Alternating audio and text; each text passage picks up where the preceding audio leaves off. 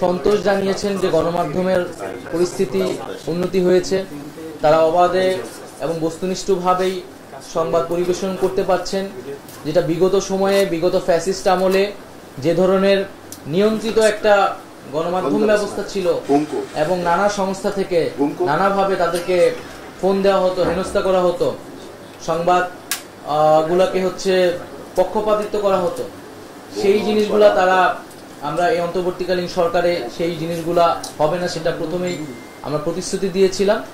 কিন্তু সকলেই যেটা বলেছেন যে আসলে এই যে আমাদের স্বাধীনতা, এই স্বাধীনতাটি আসলে কিভাবে টেকসই হতে পারে, যাতে এটা চলমান থাকে এবং এই অন্তর্বর্তীকালীন সরকারের পরেও যে কোনো সরকার আসলে যাতে আমরা এই গণমাধ্যমের স্বাধীনতা বা এই ধরনের একটা পরিস্থিতি আমরা যাতে নিশ্চিত করতে পারি, কেউ যাতে বাধা প্রদান করতে না পারে সরকারের জায়গা থেকে। তো সেটার জন্য গণমাধ্যম সংস্কার কমিশন কাজ করবে। গণমাধ্যম সংস্কার কমিশন মূলত বিভিন্ন পক্ষের সমন্বয়ে গঠিত এবং বিভিন্ন পক্ষের সুপারিশ ক্রমেই কিন্তু আসলে এখানে একটি রূপরেখা তৈরি করবে, কোনো কিছুই আসলে উপর থেকে চাপিয়ে দেওয়া হবে না। তো আরো যে আমাদের বিষয়গুলো আলোচনা হয়েছে যে এই জুলাই আন্দোলনকে আমরা কিভাবে জনস্মৃতিতে আরো ধারণ করতে পারি, মানুষকে এই আন্দোলনের স্পিরিট, শহীদ এবং আহতদের আত্মত্যাগকে মনে করিয়ে দিতে পারি, সেক্ষেত্রে মিডিয়া একটি গুরুত্বপূর্ণ ভূমিকা পালন করবে।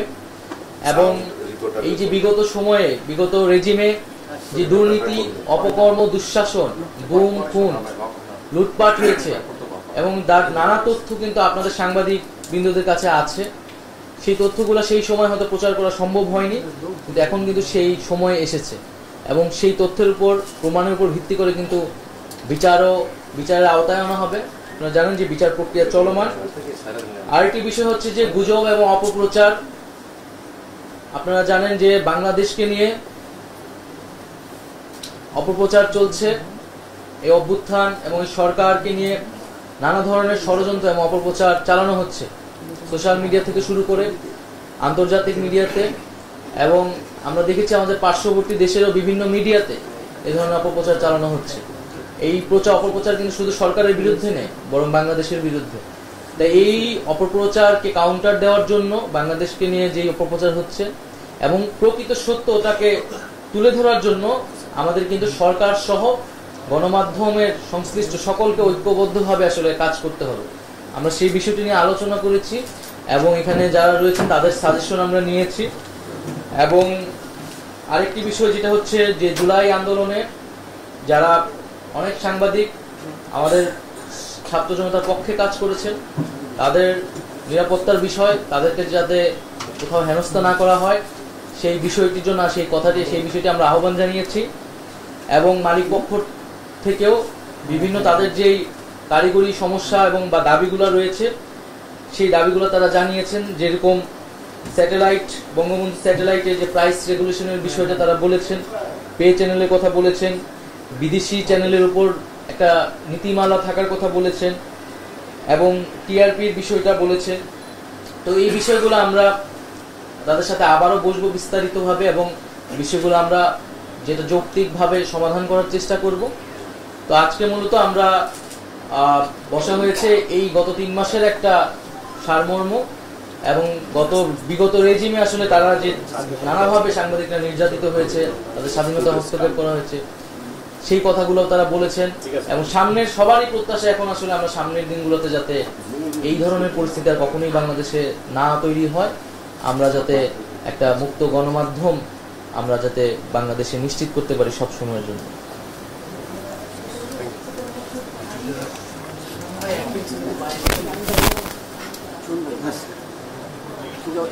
মানে যেটা যে টেকসই, সেই যে গণমাধ্যমের স্বাধীনতা টেকসই করার একটা উপায় হচ্ছে আসলে যে নীতিগত সংস্কার বা আইনগত সংস্কার। আমরা কিন্তু অলরেডি সাইবার সিকিউরিটি অ্যাক্ট নিয়ে একটা মানে অবস্থান নিয়েছি যে একটি বাতিল হতে যাচ্ছে এবং অন্যান্য আইনগুলোও কিন্তু পর্যালোচনার মধ্যে রয়েছে এবং সংস্কার কমিশনে মূলত এই কাজটি করবে, আইনগুলো নিয়ে সকল পক্ষের সাথে আলোচনা করে এটার একটা সমাধান দিবেন। এবং আমার জায়গা থেকে তো আমি বলেছি আমরা মনে করি আইন যত কম হবে গণমাধ্যমের স্বাধীনতা তত বৃদ্ধি পাবে।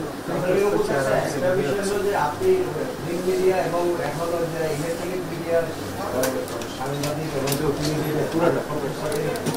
যে মতবিনিময় করেছেন অনেক ফিল্ম মিডিয়া এবং টেলিভিশনে অনেকের বেতন ভাতা সাংবাদিকের বেতন ভাতা বকেয়া করে আছে।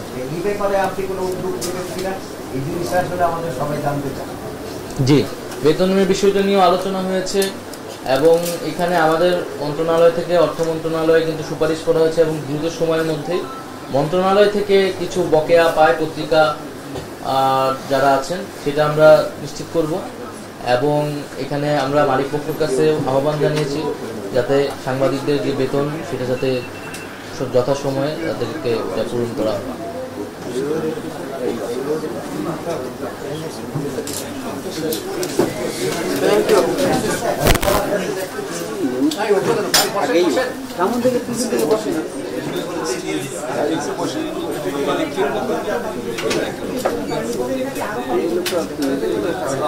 দেখেন এখানেও উপস্থিত আছেন যারা প্রথিতযশা সাংবাদিক, বিভিন্ন অনেকদিন ধরে সাংবাদিকতা করে আছে কিন্তু বিগত রেজিমে তারা কখনোই সচিবালয়ে ঢুকতে পারেনি, তাদের কোনো অ্যাক্রিডিটেশন কার্ড কখনোই দেওয়া হয়নি এবং বিগত রেজিমে অ্যাক্রিডিটেশন কার্ডের তো কোনো নীতিমালাই ছিল না, দলীয় কর্মীদেরও দেওয়া হয়েছে, যারা সাংবাদিক না তাদেরকেও অ্যাক্রিডিটেশন কার্ড দেওয়া হয়েছে। তো সেই জায়গা থেকে কিন্তু এই জঞ্জালগুলো আমাদের পরিষ্কার করতে হবে এবং সেক্ষেত্রে যদি কোনো ভুল ত্রুটি হয়ে থাকে, কোনো নির্বিচারে যদি অপরাধ না করে যদি তার নাম এসে থাকে সেটি আমরা ব্যবস্থা নিব, কারণ খুব দ্রুত সময় যেহেতু আমাদের কাজ করতে হচ্ছে হয়তো ভুল ত্রুটি সেখানে থাকতে পারে, কিন্তু মূলত যারা সাংবাদিক না, সাংবাদিকদের যে নীতিমালা সেই নীতিমালার মধ্যে পড়ে না এবং যারা মূলত ব্যক্তিগত নানান সুবিধার মধ্য দিয়ে হচ্ছে এই অ্যাক্রিডিটেশন কার্ডটা পেয়েছিল গত রেজিমে, তাদের কার্ডগুলো এখানে বাতিল করা হচ্ছে এবং আমরা তো বলেছি যারা এবং যাদের বিরুদ্ধে আইনগত বা আর্থিক অভিযোগ আছে তাদের বিরুদ্ধেও এখানে ব্যবস্থা নেওয়া হয়েছে। তো সেটা নিয়ে আসলে দুশ্চিন্তার কোনো কারণ নেই, এখানে নবায়নের সুযোগ থাকবে এবং ধীরে ধীরে আমরা এটা নবায়ন করব এবং যেটা হচ্ছে কারো যদি সেখানে নাম এসে থাকে, সে যদি আমাদের কাছে সুস্পষ্ট তথ্য প্রমাণ দেয় তাকে আবার বিবেচনা করা হবে। ধন্যবাদ।